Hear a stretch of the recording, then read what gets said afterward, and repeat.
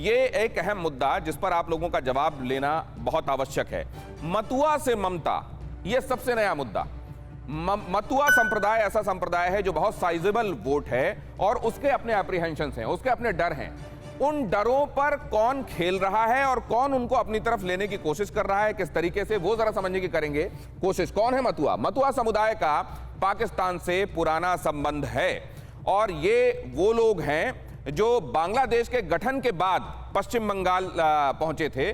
बांग्लादेश से ये लोग आ गए थे वेस्ट बंगाल में।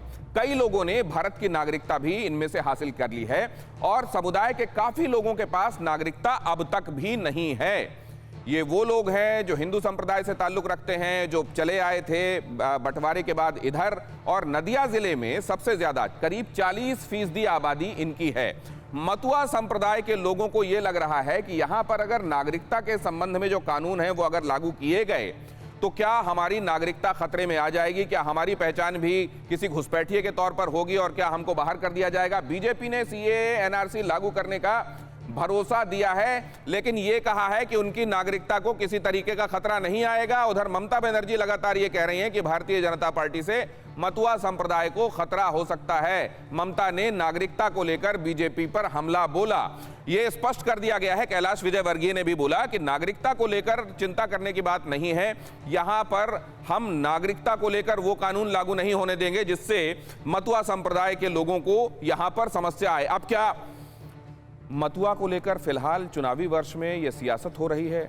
क्या वाकई उनको डरने की आवश्यकता है या उनके डर को हवा देकर असल में सियासत करने की कोशिश की जा रही है? बहुत सारी चीजें हैं जिसमें एक पॉलिटिक्स हो रही है। क्या विवेकानंद पर पॉलिटिक्स हो रही है? क्या मतुआ पर पॉलिटिक्स हो रही है? हम ये समझने की कोशिश कर रहे हैं। और अगर अब ये आवाज जा रही है रिजू दत्ता, तो मुझे समझाइए कि पॉलिटिक्स हो रही है क्या, और अगर हो रही है तो कौन कर रहा है? कौन है मतुआ का हितैषी?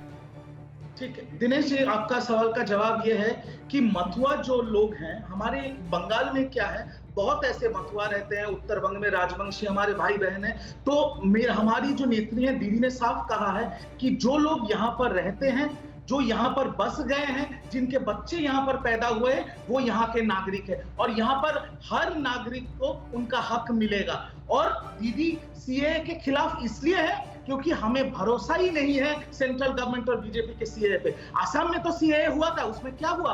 अब 12 लाख आसाम के लोग जो हिंदू हैं उनको भेज दिया आप डिटेंशन कैंप में। जब तक दीदी है बंगाल में कोई डिटेंशन कैंप नहीं बनेगा। यहाँ पर हर आदमी जो रहता है उसका हक है इस जमीन पे, जितना हमारा है उतना ही उनका है और यही हमारा। नीरज तमांग, आपको आवाज आ रही है रिजू दत्ता की? आप जवाब देना चाहेंगे इस पर? इसी यही तो आपको सुनाई दे रहा है मेरा ऑडियो? हाँ, सुने रिजू दत्ता, आपका पॉइंट मैं समझ गया। नीरज तमांग भी इसको सुन रहे थे, वो जवाब देंगे।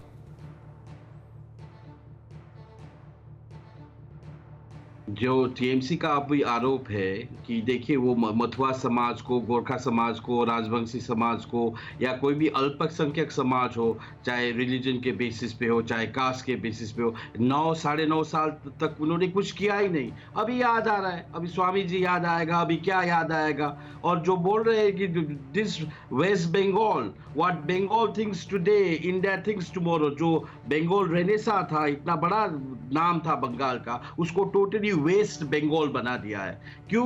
उनके गलत शासन के कारण। This is all vindictive politics of Mamata Banerjee to appeal. आपने कहा, आपने लिस्ट दिखाया था कितना कम्युनिटियों का लिस्ट दिखाया था, पॉलिटिक्स कौन कर रहा है या असल में डिवाइड करके ही पॉलिटिक्स होती है? जरा ये भी समझ लें। अब ये फयाज साहब के पास मैं जा रहा हूं। आपकी बात मैं समझ गया नीरज तमांग साहब। अभी रिजू दत्ता आपको सुन नहीं पा रहे हैं। आपने कुल मिलाकर ये कहा कि अगर आप इतने ही बड़े मतुआओं के या फिर दूसरे हिंदू अल्पसंख्यकों के समर्थक हैं तो आपने पहले ये रंग क्यों नहीं दिखाया? अब क्यों आपको ये कहना पड़ रहा है? लेकिन मैं इसको लेकर अब फयाज आपके पास आ रहा हूं।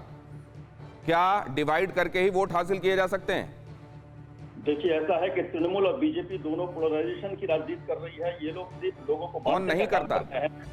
धज्जी उड़ गई है संविधान की। धर्म के आधार पर, कास्ट के आधार पर, भाषा के आधार पर अगर वोट मांगा जाए, ये दुर्भाग्य है।